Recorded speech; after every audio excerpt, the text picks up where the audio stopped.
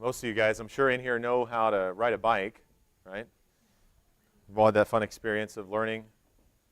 And I remember, like, when I learned how to, this is actually to the best of my memory, I learned how to ride a bike from my cousins who were a little bit more wild and crazy than our house. And there were two boys. And we would go often over to their house, and they would have like maybe learned things just a little bit before us, so then they became our tutors. And on this occasion, they were teaching me how to ride a bicycle. The older of the two brothers, he was like the kind of guy that would just throw you in the deep end of a lake, and then that's how you learn how to swim, you know.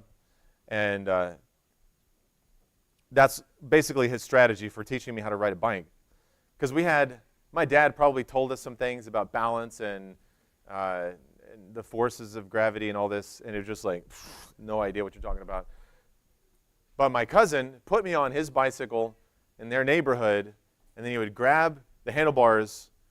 I'm sitting on the bike holding the handlebars, and he would be standing next to me, and he's holding the handlebars, and then he would run with me as fast as he can without tripping. And at one point, he would just like launch me forward down the street.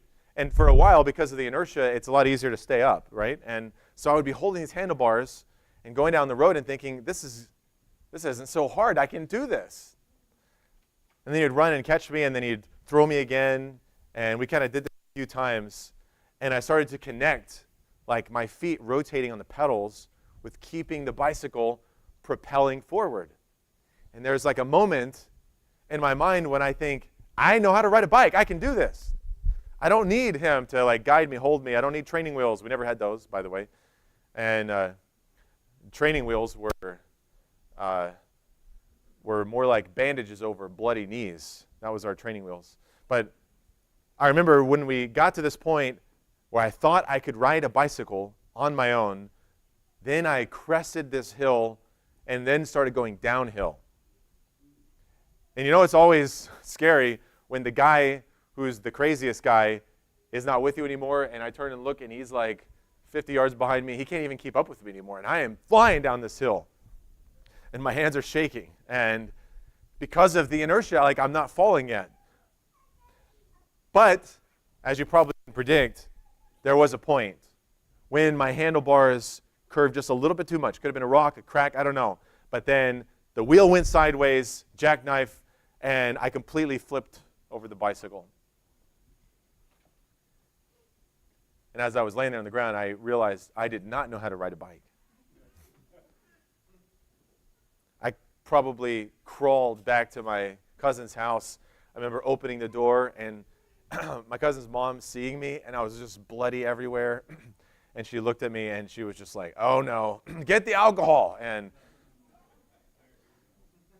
we were driving back from Guthrie last night and talking about memories that our children have from when they were younger. And they always remember things that are like that. You know, it was like a total disaster, or something was way out of line. And that actually is what makes it etched into your mind so that you don't forget it. And that's probably why I remember that, because it was so painful. But it was a very important lesson in humility. Our king that we're looking at today had to experience one of these tragic lessons. His name is Uzziah. He's the king of Judah. And as he is brought up into the palace, it tells us that he was 16 years old when he became king. So turn back with me to the beginning of the chapter, because it's a really fascinating story. And Isaiah the prophet actually talks about this guy. When Uzziah becomes the king, everybody in Jerusalem and Judah rally around him. They want him to succeed. So they're encouraging him and giving him counsel and helping him. Verse 3, it tells us how old he was, and then verse 4, look at this. It says, and he did what was right in the sight of the Lord, according to all that his father Amaziah had done. He sought God in the days of Zechariah, who had understanding in the visions of God. And as long as he sought the Lord, God made him prosper. I tried to teach my kids this verse the other day, made them memorize it. I said, how long did God make him prosper? And one of my kids was like, it doesn't say. I don't know how long, right? But that's not the answer to the question. So I'm going to ask you, how long did God make Uzziah prosper? There you go. Say it together. How long did God make Uzziah prosper? Yes. Now I'm going to ask you it again. How long will God make you prosper? Well, you're not very enthusiastic about that. As long as I seek the Lord, As long as you seek the Lord, God will make you prosper. It's that simple. I'm not up here preaching the quote-unquote prosperity gospel. This isn't about getting, horses and cattle. What generation are we in right now? It's not about getting mansions and whatever the new things are. Whatever you young people like, I don't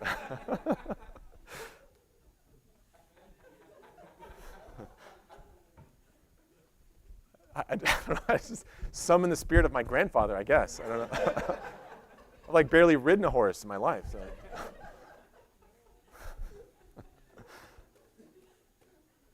But the truth is that God will make you prosper if you're seeking him. Okay? He will bless you. He will protect you. He will guide you. And one of the most significant lessons of the Scriptures is learning that God is your strength. God is your refuge, your rock. Now, so as with all things, the names are often very important. And the name Uzziah, Uzziah actually means my strength comes from the Lord. Okay, so you can hear it kind of in the word. At the end, Yah is the name for God, and Uzi is the phrase, my strength. My strength comes from the Lord. That's his name. And it is very evident that God is strengthening him. He needs help. I mean, he's a teenager. He's going through some rough times. And now he's got a kingdom put in his lap. Everybody understands that he needs help. The prophets, like Zechariah here, are surrounding him and giving him counsel and wisdom. And I want to outline with you about 7 things that God does through Uzziah as he is helping him establish the kingdom. It says in verse 6, here's the first thing. It says, now he went out and made war against the Philistines and broke down the wall of Gath, the wall of Jabneh, the wall of Ashdod, and he built cities around Ashdod and among the Philistines. Verse 7 says, God helped him against the Philistines, against the Arabians who lived in Gur Baal, and against the Meunites. So God clearly, it says, helped him. What's the first thing he did when he is the king? He says, the Philistines are taking our territory and we're going to take it back. Go out, men. And they go out together and they push back the forces of the enemy. Impressive. He doesn't wait around until he's 25 or 30 years old. He doesn't sit and hope that the enemy doesn't crouch on his front door. He says, we're going out and we're initiating the attack. They're not going to take our land. He knows it belongs to God. So the land that had been taken by the Philistines is actually restored now to Israel. One of those places, it's funny, it says the wall of Gath. Gath is where Goliath came from, if you recall. And these were different encampments around Philistine territory that had spread into Israeli territory. They were just encroaching little by little. And now, under the leadership of Uzziah, they actually take it back. Would have been really awesome to see that. It says in verse 8, the Ammonites brought tribute to Uzziah. The Ammonites are totally evil, wicked people who have done a lot of horrible things to their own people and to the nation of Israel historically. And at this point, even those people are coming into the kingdom of Jerusalem and they're giving money and presents and honor to King Uzziah, which that would have been pretty vindicating. Like even these pagans, now they're coming under the authority of God as the kingdom of Uzziah is being elevated. And it says in verse 8 again, it says his fame spread as far as the entrance of Egypt, for he strengthened himself exceedingly. So number one, he went out at war, he pushed back the Philistines, and some of the other people. Number two, he became famous. He was a celebrity king. His name became very popular, probably a good name to name your kid around this time. Also, I think I might have skipped this. Did it say it here at the beginning? Yes, it does. In verse 3, we should probably know this. Uzziah was 16 years old when he became king, and he reigned 52 years in Jerusalem. 52 years. You know, a lot of the kings in Judah and Israel don't even live to be 52 years old. And he is the king for that long. This is an incredible, expansive, prosperous reign of this guy. And up to this point, he has the record for holding the crown for the longest amount of time in Israel. So he's famous, naturally, all the way to the gates of Egypt. People in way far away regions, they don't know a lot of the kings, and some of them we didn't even read. We kind of skipped some of them. But they know Uzziah. They know his name. It says also he grew exceedingly strong. Verse 9. It says Uzziah built towers at Jerusalem, at the corner gate, at the valley gate, at the corner buttress of the wall. Then he fortified them. And he built towers in the desert. So one of the things that you would have known in this time, if you were a little boy growing up, is that suddenly as you're walking down the streets, now it feels like we're truly a powerful kingdom. Because these towers are just absolutely covering the landscape. Lifted up in the desert, lifted up in the city. And they all have the same people at the top of the towers with the same tribute to the king, all saying, "Long live the king." You would have felt ennobled during this time. You would have felt a great sense of national pride, almost to the point of invincibility. Yeah, the Egyptians are afraid of us now. And they probably were. Because his reputation had gone out before him. Verse 10, it says also that he dug many wells, for he had much livestock, both in the lowlands and in the plains. He also had farmers and vine dressers in the mountains and in Carmel. And I told this phrase to my wife. She would appreciate this. It says, for he loved the soil. He was a military man. He was going out and conquering these other nations. He was a construction worker. He was a builder, an architect, and all these towers were being set up in the kingdom. But he was also a farmer. Getting down in the dirt, planting vineyards, which would have beautified the kingdom. It wasn't like bland, industrial, concrete walls everywhere. It was colorful, and it had a smell to it, a pleasing aroma. You would have wanted to visit Jerusalem if you had never been there during this time.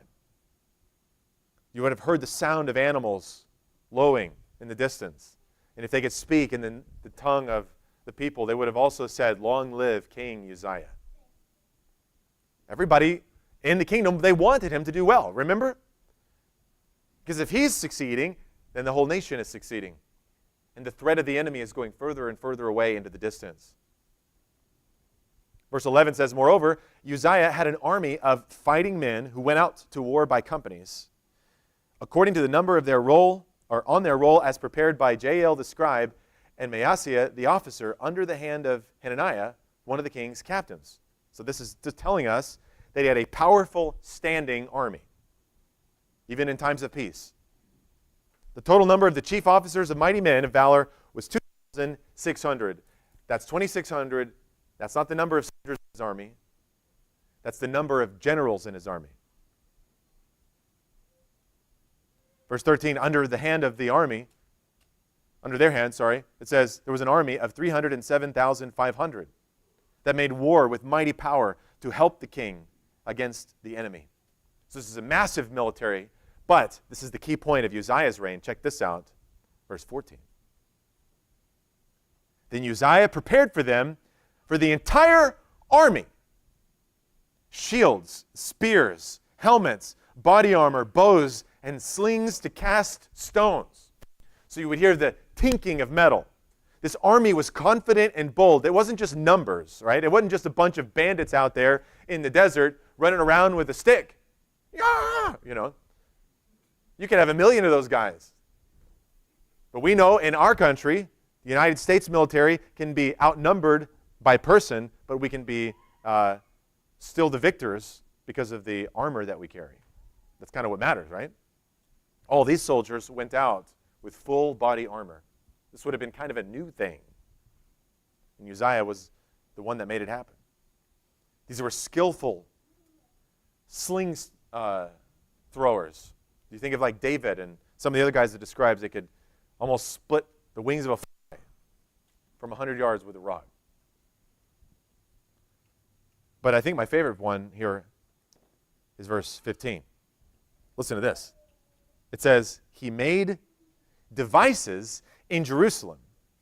Some of the translations will say engines or inventions. It says, he made devices in Jerusalem invented by skillful men to be on the towers and the corners to shoot arrows and large stones.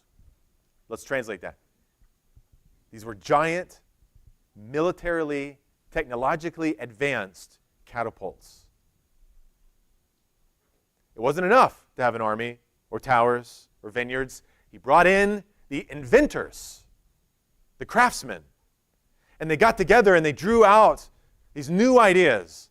And then in this innovation, they put up this heavy machinery, which would have been unheard of to this point, and so now it was visually impressive. And they could launch out ahead of the army powerful stones or arrows by automation. This is a cool king. This is the king that you want to be if you're the boy walking down the streets. A random guy sees on the stone walls this ancient version of a poster and a portrait of the king's face. You never have even seen the king, probably. You don't know what he looks like. But man, the guy on that poster, that's the guy that I want to be. He had advanced weapons. He had a powerful military. He loved the soil. He beautified the kingdom. He built towers defensively to give also not just the defense, but it gave confidence to the people. They felt like they wouldn't be attacked. And that's really important for a city.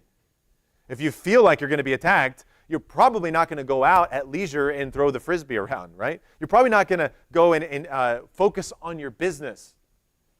You're going to be trying to make sure every night that you have food and you have shelter and that you might be able to leave town if you have to. But it gave confidence to the people so that they could do more creative and more industrious things because they trusted their king was going to defend them. He was famous all the way to Egypt. He had already demonstrated his ability by pushing back the Philistines, who were now probably afraid of them. The Ammonites, after all, these weird outsiders were bringing in presents to King Uzziah. Some guys were saying, man, we haven't seen anything like this. We've heard of things like this when Solomon was the king, but we've never seen anything like this. Think about all the songs that would have been written about Uzziah. This isn't a democracy, right? You do everything at the king's leisure, everything for the king's pleasure. All of the most skillful musicians would have been performing and coming up with lyrical lines that could be quoted and recited in various places. It would have been something like this: the glory of King Uzziah fills the earth. So the enemies better be afraid. So what does it say in verse 15 as it closes this section? It says, so his fame spread far and wide, for he was marvelously helped until he became strong. What's the last thing it says about him? He was marvelously, what a word, right? He was marvelously helped. Who was he helped by? God. Of course, it included craftsmen and courageous soldiers and skillful farmers and all of these other people surrounding him, prophets and teachers. But behind all of those was God. God was the one that was helping him. God was the one that was making him prosper. God was the one that was raising up his kingdom. So he was marvelously, supernaturally, divinely helped until he became strong. In our verse that we read a moment ago, we started in, let me go back and read it, verse 16. But when he was strong, you see everything up to this point, But when he was strong, his heart was lifted up. When he was strong, his heart was lifted up. The phrase there, lifted up, is where we get the idea of pride from. This is a very good definition of what pride means. It means that your heart is lifted up. Okay? And I asked my son, to bring me this ladder. Oh. This is a famous ladder, by the way, in our church's history. I'm not sure why we still have it. Because more than one man has fallen off of this ladder. I was one of them, but not the only one. I don't know what's wrong with it. It seems pretty stable, and I'm certainly not intentionally going to fall today. But we need to think about visually what was going on inside Uzziah's heart. Every step of the way, God was helping him. And as long as he was seeking the Lord, God was making him prosper. The kingdom around was singing and chanting the name Uzziah. Uzziah. But we know what the name Uzziah means. So let's not forget, the name Uzziah means God is my strength. Or rather, the Lord, Yahweh, is my strength. So when they were saying Uzziah, Uzziah, they were saying the Lord, He is our strength. But see, at some point, Uzziah looked at all of his kingdom, and remember how long he had reigned? 52 years. That's a long time. At some point along that journey, but we're talking decades into this, he looked out at his vast kingdom in his strength, and it says that his heart was lifted up. He said, look at my military. Look at my vineyards. Look at my towers. Look at my catapults. I should have told the camera guy about this. Look at all this stuff. Look at the posters with my name on them. When he was lifted up in his heart, then what happens?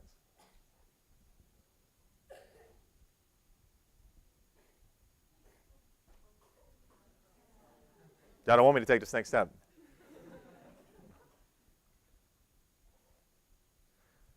When his heart was lifted up, he fell.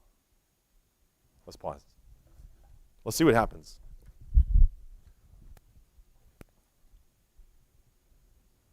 Verse 16, it says, when he was strong, his heart was lifted up to his destruction, for he transgressed against the Lord his God by entering the temple of the Lord to burn incense on the altar of incense. So that's kind of strange. What's even going on here? Verse 17, so Azariah the priest went in after him, and with him were 80 priests of the Lord who were valiant men. And they withstood King Uzziah and said to him, it is not for you, Uzziah, to burn incense to the Lord, but for the priests, the sons of Aaron, who are consecrated to burn incense. Get out of the sanctuary, for you have trespassed. You shall have no honor from the Lord God. So in his pride, in his arrogance, he looked around his kingdom and he saw everything with his name on it. But probably somewhere nearby, he looked and saw the temple. And thought, wait a second. I don't have any authority over there. I don't have any honor over there. I don't have any praise over there. I can't even go in there. Why can't I go in there? It's my kingdom. Why can't I seek the Lord? Why do I need those priests to do the job? Nobody knows those priests' name. Nobody cares about Azariah over in Egypt. They know Uzziah over in Egypt. Azariah is sitting pretty in the palace, in the temple, and eating the grapes of the offerings of the people. But he's not the one out protecting the kingdom and out fighting the battles. That's me. He's not making complicated treaties with other nations. He's not working out the contracts with these construction workers. That's me. Who does this guy think he is? Something like that. Just plants in his heart. And he walks up to the temple and says, for all these years I have just been taking the priest's word for it. I have not been going in the temple. I'm letting them do the job of burning the incense to the Lord. But why can't I do that? And he went in there probably with a very, kind of brash passion, had incense in his hand, went to the altar, started to light it up. Azariah sees him going in. He runs in after him, and he reminds Uzziah of a law. He said, King Uzziah, this is not in your domain. You do not have authority here by God's command. It is the priest's job to offer on the altar the incense. And you've crossed the line. You transgressed.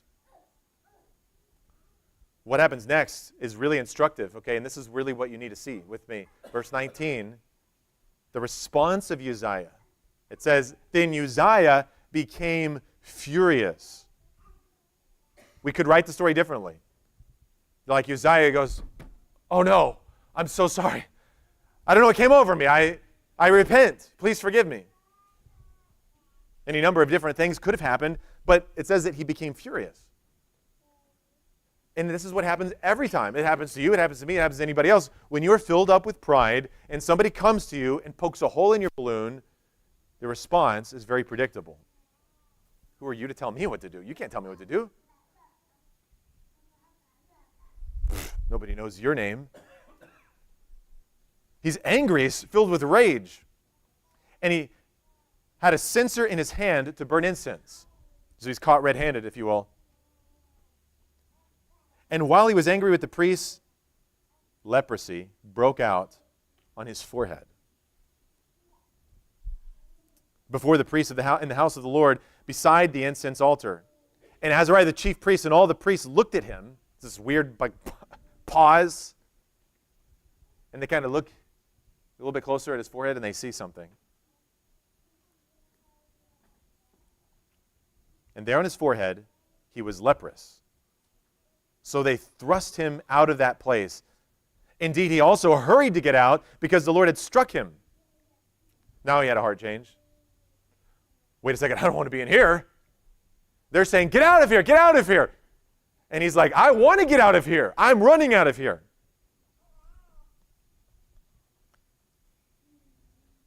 Verse 21, King Uzziah was a leper until the day of his death. He dwelt in an isolated house because he was a leper, for he was cut off from the house of the Lord. Then Jotham, his son, was over all the king's house, judging the people of the land. And we read one more verse in verse 23. It says, so Uzziah rested with his fathers, and they buried him with his fathers in the field of burial which belonged to the kings, for they said, he is a leper. The last thing they said about Uzziah was that he was a leper. You know what leprosy is. It's contagious, it's infectious. It is ultimately, eventually fatal, but it takes a very long time to kill you.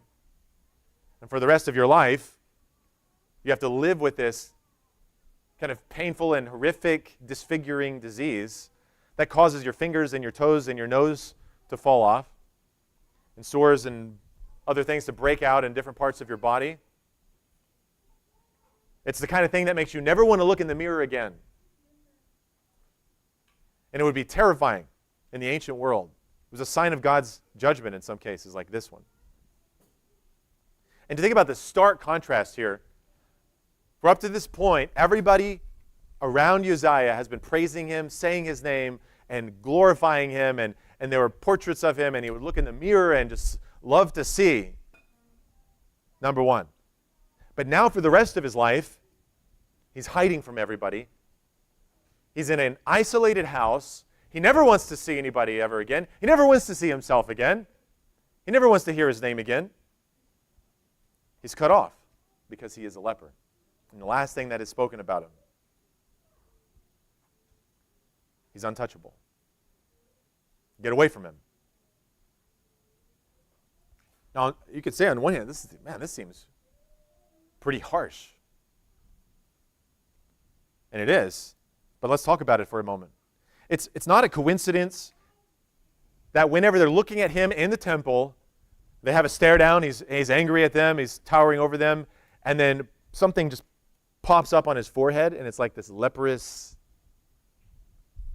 white, flaky skin, suddenly, right there.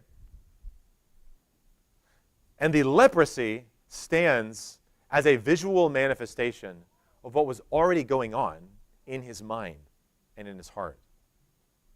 The leprosy on his skin was just telling the story of the leprosy that was already inside of him. He was decaying from the inside. There could have been many times over the last several decades when somebody boasted about him, somebody praised him when he saw his name everywhere, where just something changed and he started to think, holding on to those handlebars, I can do this. I got this.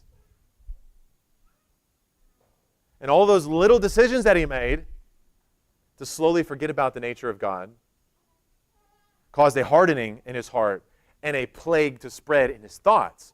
And the enemy comes along and whispers alongside of him, yeah, it's you. You're the one. You're the really powerful one. You're the celebrity. You're the famous one. You're the handsome one. You're the beautiful one. You're the one that everybody wants to be. I can imagine Uzziah going down the streets. Maybe he dressed up like a civilian one day just to check out the scene. That's what I would do, you know.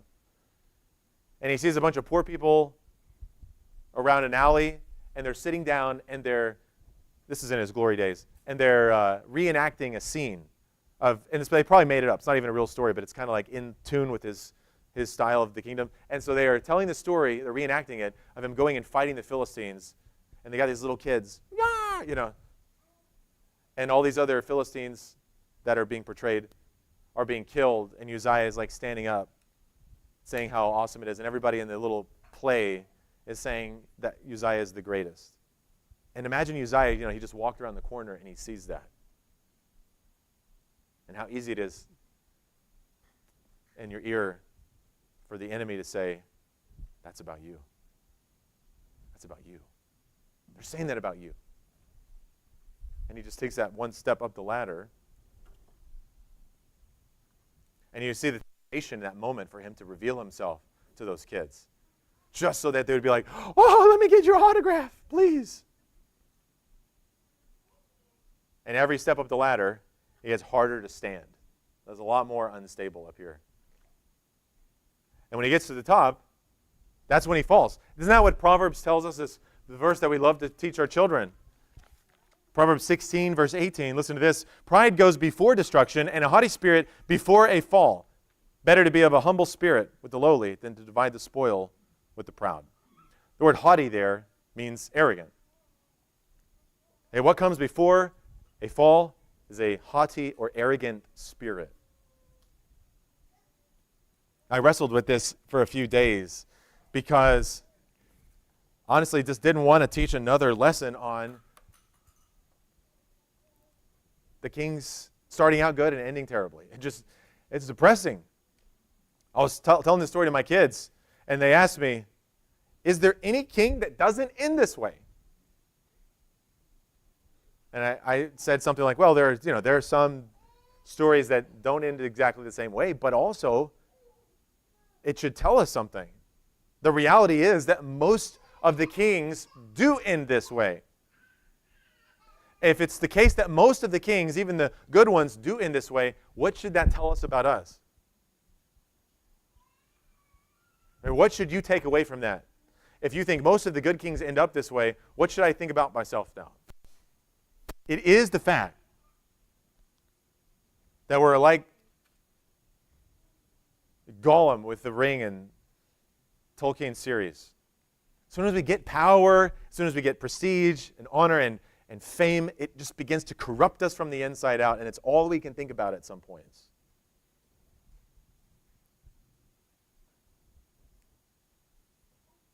And so many years ago, when Uzziah was a teenager, in his humility, in his weakness, God came to him and he said, I will be your strength. I will help you. I'm the one who gave you this name. And Uzziah submitted to that. But now, in his pride, in his arrogance, he thinks he can do it himself. And the Bible says that God gives grace to the humble, but he opposes the proud. God gives grace to those who are of a low spirit, but to those who are lifted up in their heart, God says no, and he will stop you. Now, humility, by the way, is not insecurity. Humility is not cowardice. Humility is not saying, I can't do anything, so I'm not going to try to do anything. Don't tell me to go and fight those battles, God. I can't stand up to the darkness in the world. I'm afraid of everything. That's not humility. Because if you notice, all of those sentences started with the same word, I. It's another form of pride. Humility is stopping the temptation of looking at yourself and then looking out at another. Looking at God. Humility is saying, I know I'm weak, but God is strong and He will win the battle through me if I'm serving Him.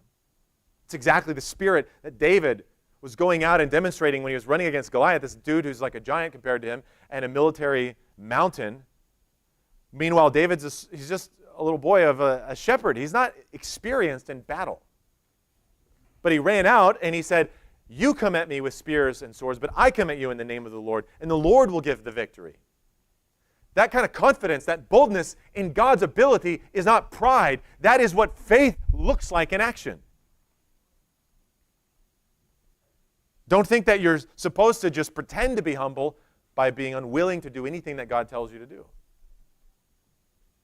It's embracing His strength. Now I need another, let's see, where is Judah at? Is he back there? He's asleep. Too bad. Judah's my 3-year-old boy, and he loves to wrestle with me. Like none of my kids that I can think of. They all like to wrestle, but he really likes to wrestle with me. And he just won't take no for an answer. And he'll jump up around my neck and start choking me out. And he grabs my arm and he twists it behind his back. And then I, writhe in pain, quote unquote. Then he jumps on top of me and then he declares victory.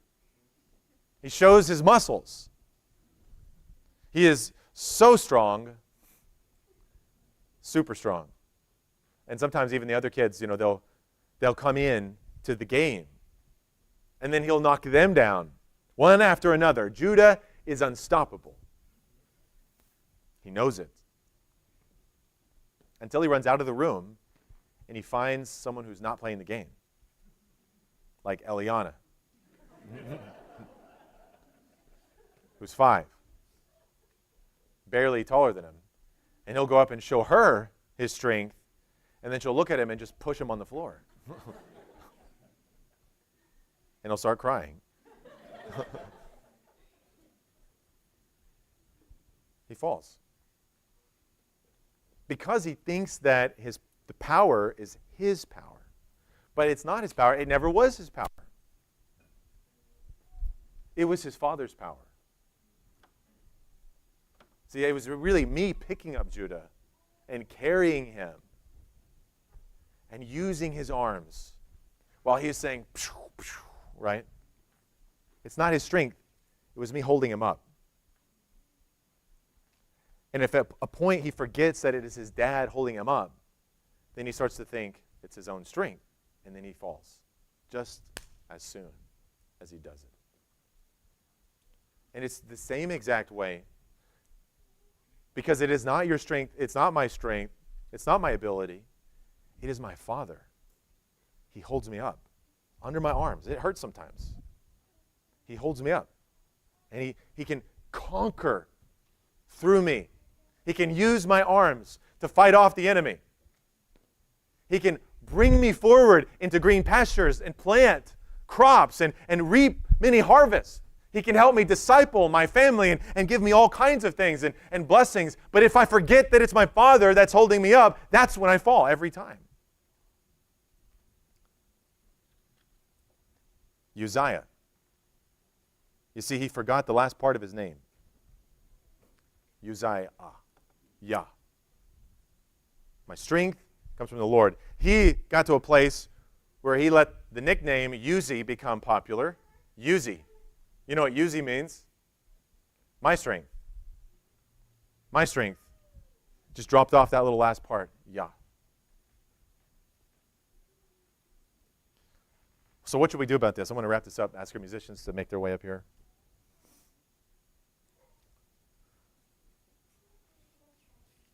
Well, I think it's really funny that the name Uzziah sounds like you, right? So you can directly apply this to yourself. Uzziah, where does your strength come from? It's not from you, it's from the Lord. Okay? Number one, you need to remember where your strength comes from. Number two, this is very practical, because this happens to all of us. We start climbing this ladder, and what you need to do is, on your own volition, you need to take a step down the ladder. If you don't, then you're going to fall down the ladder. It's going to come down either way, right? You can take a slice of humble pie, or you can have it served up cold to your face.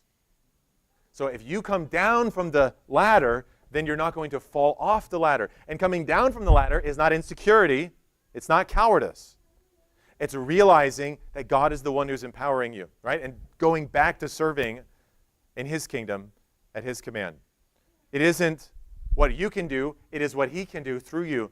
Okay, now the third thing, this is the last thing here. The verse that we skipped in the chapter, it actually tells us that the rest of the acts of Uzziah, from the first to the last, the prophet Isaiah, the son of Amos, wrote about. It's a very funny phrase there, because all these other kings, it says, you want to read about him, go read the Chronicles. You want to read about him, go and read the Kings. But for Uzziah, here it says, you want to read about him, go and look at the prophet Isaiah. Isaiah was one of those boys who was growing up in Uzziah's kingdom. When Isaiah was a kid, he was hearing the name Uzziah again and again. And he was the one walking down the streets and seeing the towers and the catapults and all the might. And he probably in his own heart had idolized Uzziah and thought, this guy, he's the guy that I want to be when I grow up. He's the one that I want to pattern my life after. But then in the prophet here, in the book of Isaiah, it says in chapter 6, verse 1, in the year that King Uzziah died, I saw the Lord sitting on a throne.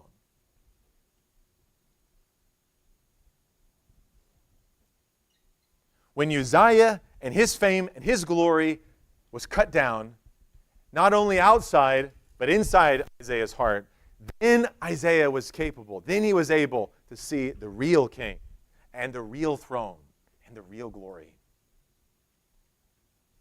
I saw the Lord sitting on a throne, high and lifted up, and the train of his robe filled the temple. Above it stood seraphim. Each one had 6 wings. With 2 he covered his face. With 2 he covered his feet. With 2 he flew. And one cried to another and said, Holy, holy, holy is the Lord of hosts. Listen to this. The whole earth is full of His glory. That's the emphasis that we missed. In Isaiah's mind, when he was young, like everybody else, the whole earth was full of Uzziah's glory. When he caught a glimpse of heaven, when he saw the Lord sitting on His throne, he realized it isn't Uzziah, it's the Lord. It's His glory. His glory fills the earth. And not just the empire of Israel, but all the kingdoms throughout ages, all the galaxies, all the stars innumerable. Heaven and hell are full of the glory of God. There is no place that's outside of His power. That's what these beings are saying. Holy, holy, holy is the Lord. When you catch a glimpse of the glory of God, when you see Him high and lifted up, you will notice there is no room for you in Uzziah. You ain't got no place. See God high and lifted up. What did Isaiah think? He didn't think, I could take him.